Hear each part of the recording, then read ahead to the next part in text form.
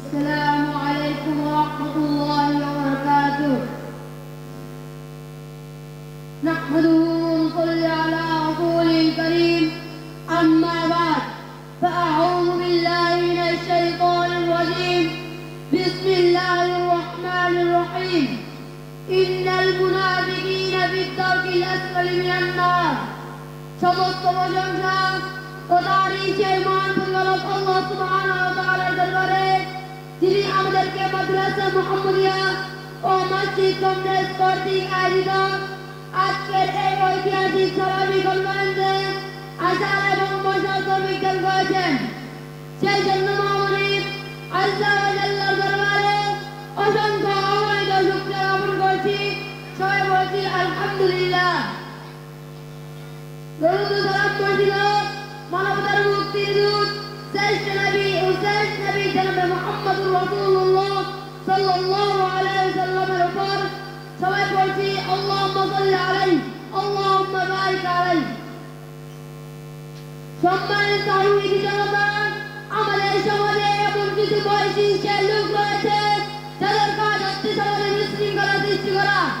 এই সমস্ত লোকদেরকে কুরআন ও হাদিসের ভাষায় মুনাফিক বলে আখ্যায়িত করা হয়েছে। এই সমস্ত বিরুদ্ধের লোক আল্লাহ ও তার রাসূলের দুশমন, ইসলাম ও মুসলিমের দুশমন এবং সমাজে বিশৃঙ্খলা সৃষ্টিকারী। সম্মানিত উপস্থিতি, রাসূল সাল্লাল্লাহু আলাইহি ওয়াসাল্লাম হাদিসের ভাষায় মুনাফিকের তিনটি বৈশিষ্ট্য উল্লেখ করেন।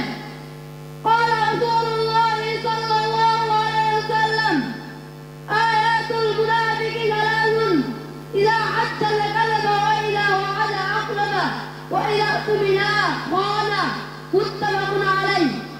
রাসূল সাল্লাল্লাহু আলাইহি ওয়াসাল্লাম বলেন, মুনাফিকের আলামত তিনটি। এক, কথা বলে মিথ্যা বলে।